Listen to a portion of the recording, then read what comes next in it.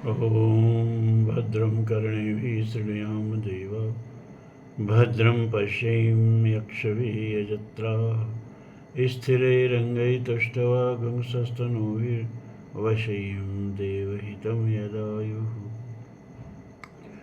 ॐ स्वस्ति नः इन्द्रो वृधस्रवाः स्वस्ति नः पूषा विश्ववेदाः स्वस्ति नस्तारक्षो अरष्टिनेमि स्वस्ति नः बृहस्पतिर्दधातु।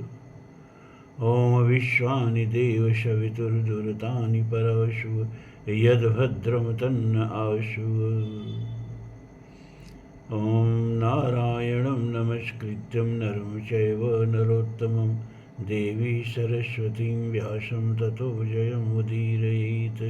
ॐ श्री परमात्मने नमः।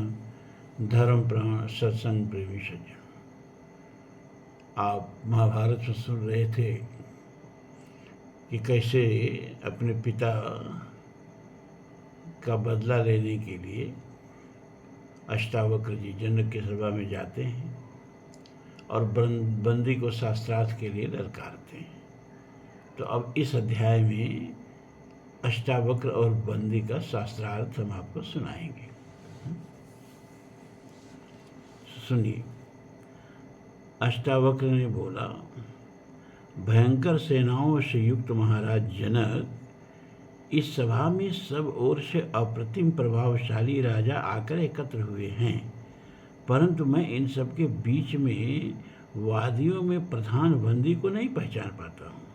यदि पहचान लूँ तो अगाध जल में हंस की भांत उन्हें अवश्य पकड़ लूँगा।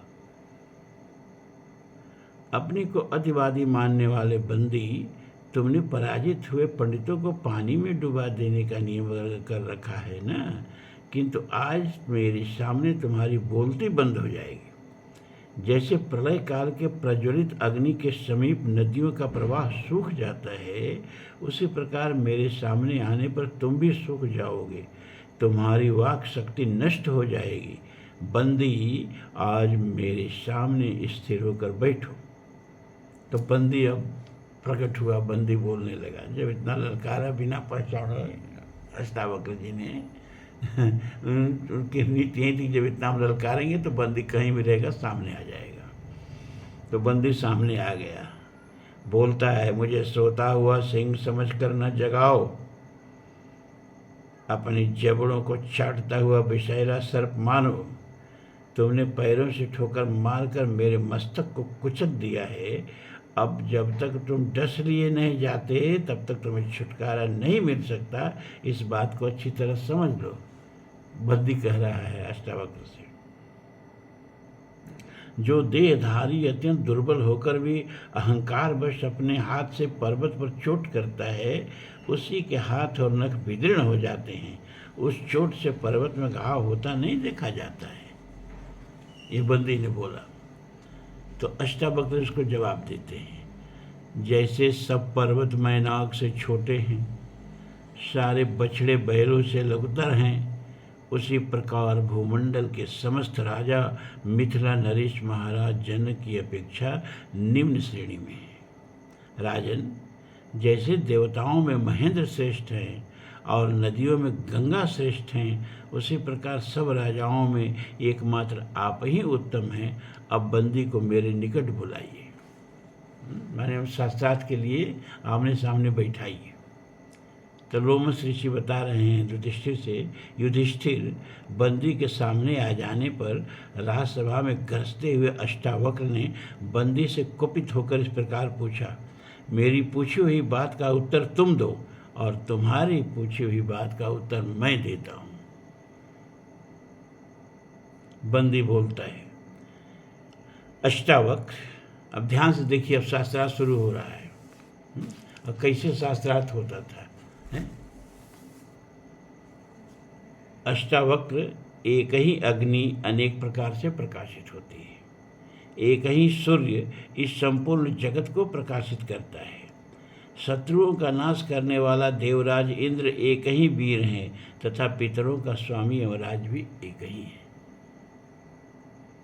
तो अष्टावक्र उसका जवाब देते हैं, जो दो मित्रों के भांति सदा साथ साथ विचरते हैं, वे इंद्र और अग्नि दो देवता हैं। परस्पर मित्र भाव रखने वाले देवर्षि नारद और पर्वत भी दो ही हैं। अश्विनी कुमारों की संख्या भी दो ही है। रथ के पहिए भी दो ही होते हैं तथा विधाता ने पति और पत्नी भी दो ही बनाए हैं, एक दूसरे के संग रहने के लिए। अब ये बंदी फिर अगला स्टेप अपना बोलता है। जैसे आजकल नहीं कव्वालियों में होता है, वो जवाब देता है, वो जवाब देता है, वो जवाब देता है, तब शास्त्रार्थ में इस तरह से जवाब होता था। तो बंदी ने कहा, यह संपूर्ण प्रजा कर्मवश देवता, मनुष्य और तिर्यक रूप तीन प्रकार का जन्म धारण करती है। ऋक, साम और यजु, ये तीन वेद ही परस्पर संयुक्त हो वाजपेय आदि यज्ञ कर्मों का निर्वाह करते हैं। अधर्वी लोग भी प्रातः सवन, मध्याह्न सवन और सायं सवन भद से तीन सवनों का ही अनुष्ठान करते हैं। स्वर्ग, मृत्यु और नरक, ये लोक भी तीन ही बताए गए हैं और मुनियों ने सूर्य, चंद्र और अग्नि रूप तीन ही प्रकार की ज्योतियाँ बतलाई। अब जोड़ा लगाना है, जैसे पहले वो एक एक बताया, तो इन्होंने दो दो कहाँ है शास्त्र में बताया, तो तीन तीन का जोड़ा कहाँ है बंदी बता रहा है। अब चार चार का जोड़ा ये बताएंगे। तो अष्टावक्र बोले, ब्रह्मर्षियों के लिए आश्रम चार हैं। आश्रम चार हैं न, ब्रह्मचर्य, गार्हस्थ, वानप्रस्थ और संन्यास। वर्ण भी चार हैं, ब्राह्मण, क्षत्रिय, वैश्य, शूद्र। जो इस यज्ञ का भार वहन करते हैं, मुख्य दिशाएं भी चार ही हैं, वर्ण भी चार ही हैं तथा गौ अर्थात वाणी भी चार ही चरणों से युक्त बताई गई है। देखिए, गौ माने गौ होता है, गौ माने पृथ्वी होता है, गौ माने वाणी होता है। एक बार जान लीजिए। तो गौ अर्थात वाणी भी चार ही प्रकार की होती है। कौन? परा, पश्यंती, मध्यमा, वैखरी, चार प्रकार की वाणी होती है। अभी चार चार का जोड़ा लगाए हैं, तब ये पांच पांच का जोड़ा बंदी को लगाना पड़ेगा। अब बंदी क्या बोलता है देखिए, यज्ञ की अग्नि, गार्हपत्य, दक्षिणाग्नि, आहवनीय, सभ्य और आवसभ्य के भेद से पांच प्रकार की होती है। हमने कहा ना पांच पांच का इनको जोड़ा लगाना पड़ेगा। पक्ति छंद भी पांच पादों से ही बनता है। यज्ञ भी पांच ही हैं, देव यज्ञ, पितृयज्ञ, ऋषि यज्ञ, भूत यज्ञ और मनुष्य यज्ञ। इसी प्रकार इंद्रियों की संख्या भी पांच ही है, ज्ञानेंद्रियों की। वेद में पांच बेड़ी वाली पंचचूड़ा अप्सरा का वर्णन देखा गया है तथा लोक में पांच नदियों से विशिष्ट पुण्यमय पंचनद प्रदेश विख्यात है। ये पांच पांच का जोड़ा बता दिया। अब इनको छः छः का जोड़ा शास्त्र में ढूंढ के बताना है कि छः छः एक साथ कहाँ है शास्त्र में। तो अष्टावक्र जी बताते हैं कि कुछ विद्वानों का मत है कि अग्नि की स्थापना के समय दक्षिणा में 6 गौ ही देनी चाहिए। वे 6 ऋतुएं ही संवत्सर रूप में कालचक्र की सिद्धि करती हैं। मन सहित ज्ञानेंद्रियां भी 6 ही हैं। कृतकाओं की संख्या 6 ही है तथा संपूर्ण वेदों के सायस्क नामक यज्ञ भी 6 ही देखे गए हैं। अब बंदी को 7-7 का जोड़ा लगाना पड़ेगा। जो नहीं लगा पाएगा वो हार जाएगा। तो बंदी अपना 7-7 का जोड़ा लगाते हैं।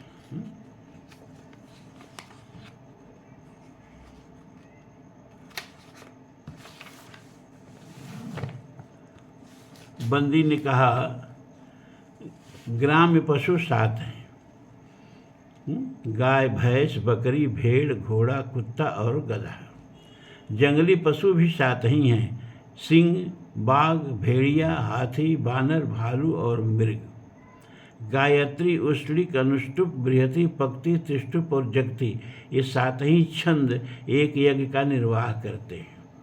सप्तऋषि नाम से प्रसिद्ध ऋषियों की संख्या भी 7 ही है, यथा मरीचि, अत्रि, पुलह, पुलस्त्य, क्रतु, अंगिरा और वशिष्ठ। पूजन के संक्षिप्त उपचार भी सात ही हैं, यथा गंध, पुष्प, धूप, दीप, नैवेद्य, आचमन और तांबूल। तथा वीणा के भी सात ही तार विख्यात हैं। 7 का जोड़ा लगा दिया। अब अष्टावक्र जी को पूरे शास्त्र में 8 का जोड़ा कहाँ है बताना पड़ेगा। तो अष्टावक्र जी बताते हैं कि तराजू में लगी हुई सन की डोरियां भी 8 होती हैं, 4 एक पल्ले में, 4 एक पल्ले में, जो सैकड़ों का मान तोल करती हैं। सिंह को भी मार गिराने वाले सर्प के 8 ही पैर होते हैं। सर्प के 8 ही पैर होते हैं। देवताओं में वसुओं की संख्या भी 8 ही सुनी गई है और संपूर्ण यज्ञों में 8 कोढ़ ही यूप का निर्माण करते हैं। ये वसुओं की संख्या 8 कौन है भैया? धर, ध्रुव, सोम, अह, अनिल, अनल, प्रत्यूष और प्रभास, ये 8 वसु कहे गए हैं।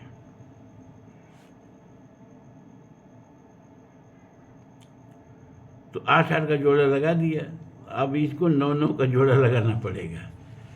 तो बंदी ने कहा, पितृयज्ञ में समिधा देकर अग्नि को उद्दीप्त करने के लिए जो मंत्र पढ़े जाते हैं उन्हें सामधेनी ऋचा कहते हैं। उनकी संख्या 9 बताई गई है। यह जो नाना प्रकार की सृष्टि दिखाई देती है, इसमें प्रकृति, पुरुष, महत्त्व, अहंकार और पंच तन्मात्रा, इन 9 पदार्थों का संयोग कारण है, ऐसा विज्ञ पुरुषों का कथन है।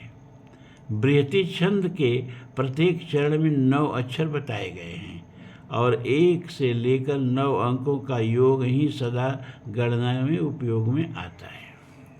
अभी 9 का जोड़ा लगा के बता दिया। शास्त्र में कहाँ कहाँ 9 एक साथ हैं बता दिया। अब अष्टावक्र को 10 का जोड़ा लगाना पड़ेगा।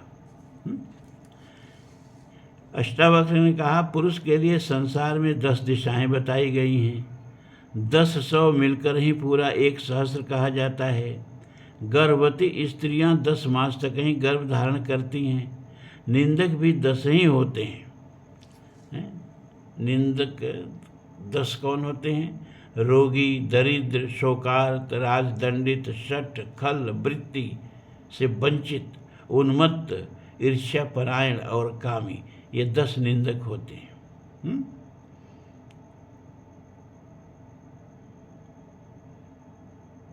इसका एक श्लोक भी आता है 10 निंदकों का। आमयी दुर्मतः शोकी दंडितश्च शठः खल नष्ट वृत्तिर्मदी चेशी काम च 10 निंदका। ये 10 निंदा के योग्य हैं, ये 10 तरह के लोग। शरीर की अवस्थाएं भी 10 हैं। अब शरीर की अवस्था 10 कौन है भैया? गर्भावास पहली अवस्था, जन्म दूसरी अवस्था, बाल्य तीसरी अवस्था, कौमार चौथी अवस्था, पौगंड पांचवी अवस्था, किशोर छठी अवस्था, यौवन सातवीं अवस्था, प्रौढ़ आठवीं अवस्था, वार्धक्य नवीं अवस्था, तथा मृत्यु। ये शरीर की 10 अवस्थाएं होती हैं। तथा पूजनीय पुरुष भी 10 ही बताए गए हैं। अब ये 10 पूजनीय पुरुष कौन कौन हैं? उपाध्याय, पिता, ज्येष्ठ भ्राता, चैव महीपति, मातुल ससुरश्चैव माता मह्यम पितामहौ, बंधुर्ज्येष्ठ पृतभ्यश्च पुण्येते गुरुवो मता।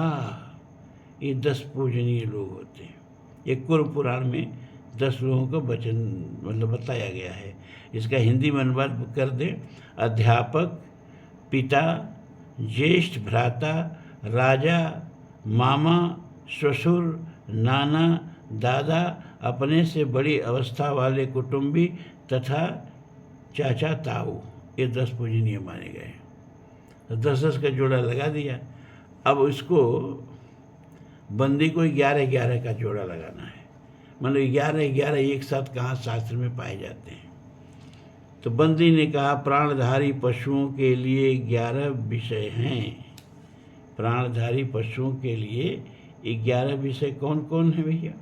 वाक्य बोलना, ग्रहण करना, चलना, फिरना, मल त्याग करना, मैथुन जनित सुख का अनुभव करना, ये 5 कर्मेंद्रियों के विषय हैं। और शब्द, स्पर्श, रूप, रस और गंध, ये 5 ज्ञानेंद्रियों के विषय हैं। इन सब का मनन मन का विषय है। इस प्रकार कुल मिलाकर 11 विषय। 11 का इसको जोड़ा लगाना है। उन्हें प्रकाशित करने वाले इंद्रियां भी 11 ही हैं। यज्ञ याग आत्मयूप भी 11 ही होते हैं। प्राणियों के विकार भी 11 ही हैं। तथा स्वर्गीय देवताओं में जो रुद्र कहलाते हैं उनकी संख्या भी 11 ही है। देखो, ऐसे शास्त्रार्थ होता था। पूरा इसमें पूरी भारतीय संस्कृति का ज्ञान आ जा रहा है। पूरे शास्त्र में कहाँ कहाँ 10 है एक साथ, कहाँ कहाँ 11 है एक साथ, कहाँ कहाँ 12 है एक साथ। ये मामूली बात नहीं है, सुनने में आप लोगों को आसान लगता है। अब अष्टावक्र का नंबर आया। अब वो बताएंगे कि एक साथ 12 तत्व कहाँ कहाँ शास्त्र में आते हैं। एक संवत्सर में 12 महीने बताए गए हैं। जगती छंद का प्रत्येक पाद 12 अक्षरों का होता है। प्राकृत यज्ञ 12 दिनों का माना गया है। ज्ञानी पुरुष यहाँ 12 आदित्यों का वर्णन करते हैं। अब ये 12 आदित्य कौन कौन है तो बताना पड़ेगा ना आप लोगों को। तो द्वादश आदित्यों का नाम सुन लीजिए। धाता, मित्र, अर्यमा, इंद्र, वरुण, अंश, भग, विवस्वान, पूषा, 10वें सविता, 11वें त्वष्टा और 12वें विष्णु आदित्य माने गए हैं। विष्णु भी एक आदित्य ही में आते हैं, 12 आदित्यों में आते हैं।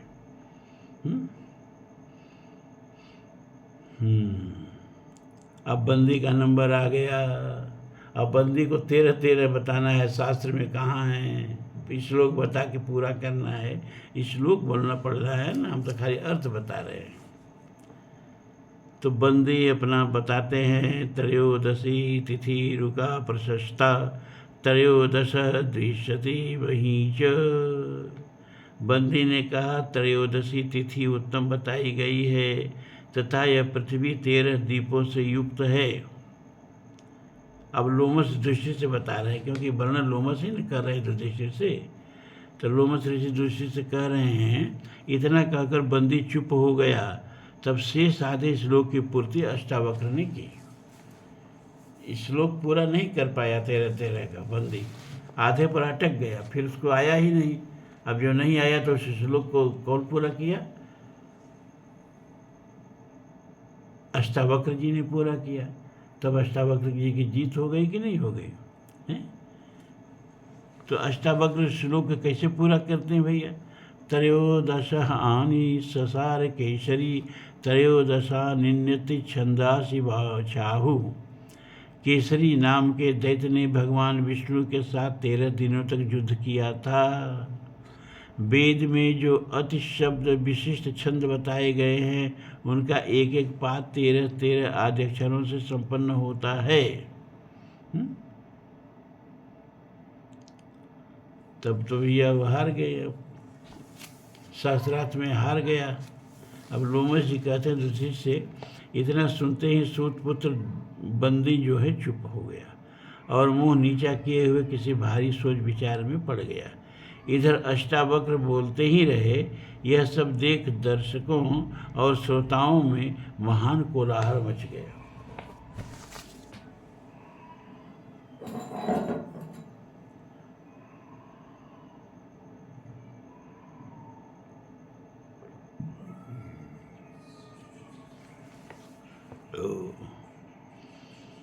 महाराज जनक के उस समृद्धशाली यज्ञ में जब चारों ओर कोलाहल व्याप्त हो रहा था, सब ब्राह्मण हाथ जोड़े हुए श्रद्धापूर्वक अष्टावक्र के समीप आए और उनका आदर सत्कार पूर्वक पूजन किया। 10 से 12 के बीच में उम्र थी इसलिए बच्चे का, अष्टावक्र का। तत्पश्चात अष्टावक्र ने कहा, महाराज, इस बंदी ने पहले बहुत से शास्त्रज्ञ विद्वान ब्राह्मणों को शास्त्रार्थ में पराजित करके पानी में डुबाया है। अतः इनकी भी यही गति होनी चाहिए जो इसके द्वारा दूसरों की हुई है। इसीलिए इसे पकड़कर शीघ्र पानी में डुबवा दीजिए।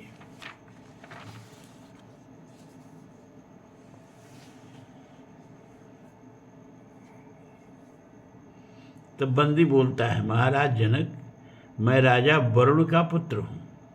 मेरे पिता के यहाँ भी आपके इस यज्ञ के समान ही 12 वर्षों में पूर्ण होने वाला यज्ञ हो रहा था।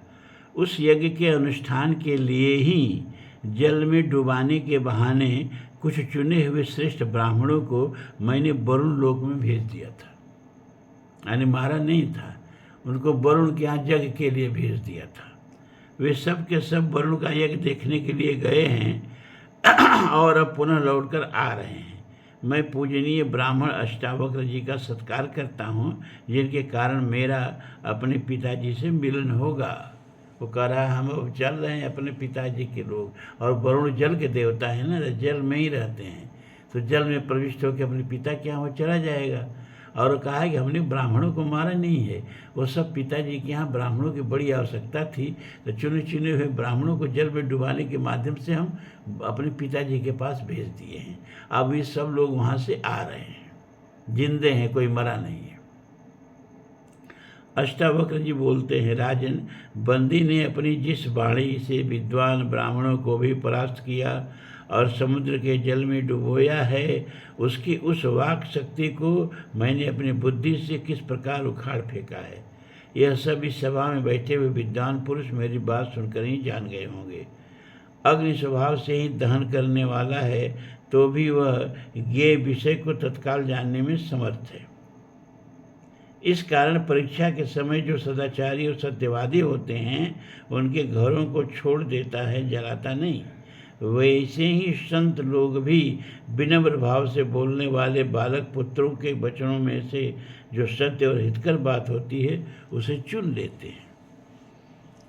भाव यह है कि तुमको मेरे वचनों का भाव समझकर उन्हें ग्रहण करना चाहिए। तो जनक जी कहते हैं, ब्राह्मण, मैं आपकी दिव्य और अलौकिक वाणी सुन रहा हूँ। आप साक्षात दिव्य स्वरूप हैं। आपने शास्त्रार्थ में बंदी को जीत लिया है। आपकी इच्छा अभी पूरी की जा रही है। देखिए, यह है आपके द्वारा जीता हुआ बंदी। महाराज, इस बंदी के जीवित रहने से मेरा कोई प्रयोजन नहीं है। यदि इसके पिता वरुण देव हैं तो उनके पास जाने के लिए इसे निश्चय ही जलाशय में डुबा दीजिए। बंदी ने कहा, राजन, मैं वास्तव में राजा वरुण का पुत्र हूँ, अतः जल में डुबाए जाने का मुझे कोई भय नहीं है। ये अष्टावक्र दीर्घ काल से नष्ट हुए अपने पिता कहोड को इसी समय देखेंगे। तो कहोड को तो वरुण के पास भेजा था, हमारा नहीं था। कहोड आ गए। युधिष्ठिर तदंतर महामना वरुण द्वारा पूजित हुए वे समस्त ब्राह्मण सहसा राजा के समीप प्रकट हो गए। उस समय कहोड ने कहा, महाराज, लोग इसलिए अच्छे कर्म द्वारा पुत्र पाने की इच्छा रखते हैं क्योंकि जो कार्य मैं नहीं कर सका उसे मेरे पुत्र ने कर दिखाया। जनक राज, कभी कभी निर्बल के भी बलवान, मूर्ख के भी पंडित तथा ज्ञानी के भी ज्ञानी पुत्र उत्पन्न हो जाते हैं। राजन, आपका कल्याण हो। युद्ध में स्वयं ही यमराज तीखे फरसे से आपके शत्रुओं का मस्तक काटते रहें। लोमस जी कहते हैं युधिष्ठिर से, राजन, बंदी द्वारा जल में डूबे हुए वे सभी ब्राह्मण जब वहाँ अधिक तेजस्वी रूप से प्रकट हो गए, तब राजा की आज्ञा लेकर बंदी स्वयं ही समुद्र के जल में समा गया। और इसके बाद कौडोह ने अष्टावक्र की माता सुजाता के निकट पुत्र अष्टावक्र से कहा, बेटा, तुम शीघ्र ही इस समंगा नदी में स्नान के लिए प्रवेश करो। पिता की आज्ञा के अनुसार उन्होंने उस नदी में स्नान के लिए प्रवेश किया। उसे जल का स्पर्श होने पर तत्काल ही उनके सब अंग सीधे हो गए। जो 8 जगह से टेढ़े थे, वो तीर्थ में स्नान करने से उनके सब अंग टेढ़े हो गए। और युधिष्ठिर को भी लोमस ऋषि ने कहा, तुम भी इस जल में स्नान करो जिसमें अष्टावक्र स्नान किए थे, क्योंकि युधिष्ठिर तीर्थयात्रा पर निकले थे लोमस के साथ। तो इस तरह से ये बंदी और अष्टावक्र का शास्त्रार्थ का ये अध्याय खत्म होता है। अब आज इतना ही, और कल फिर कल तो ब्रह्म विद्या चलेगी ना, इसके बाद परसों फिर से महाभारत। आज इतना ही। ओम पूर्णमदः पूर्णमिदं पूर्णात् पूर्णमुदच्यते पूर्णस्य पूर्णमादाय पूर्णमेवावशिष्यते। सर्वे भवन्तु सुखिनः, सर्वे सन्तु निरामयाः, सर्वे भद्राणि पश्यन्तु, मा कश्चित् दुःखभाग् भवेत्। असतो मा सद्गमय, तमसो मा ज्योतिर्गमय, मृत्योर्मा अमृतं गमय। ओम शांति शांति शांति। ओम। सज्जनों, अगर संक्षेप में मैं कहता ना, तब तक 2-3 अध्याय और आगे बढ़ के कह दिया होता, और इतना सब शास्त्रार्थ नहीं सुनाता। लेकिन आप लोगों की उत्कंठा देख करके, और यह है कि गूढ़ तत्व साधु दुरावई, आरत अधिकारी यह पावई। आप लोगों के बीच में कुछ बहुत सुधीजन लोग भी हैं, इसमें कोई दो राय नहीं। लालजी सिंह के ही आग्रह पर हम अब सोचे कि ये महाभारत का जो सार है उसको भी सुना दें। खाली कहानी सुन के क्या होगा? खाली कहानी कहने के लिए महाभारत नहीं लिखा व्यास जी ने, बल्कि जो धर्म के तत्व हैं कहानी के माध्यम से उसको आप लोगों तक पहुंचाने के लिए महाभारत लिखा गया। तो अब हम उस सारे तत्वों के साथ आप लोगों को कथा सुनाएंगे। आज इतना ही। बहुत बहुत साधुवाद।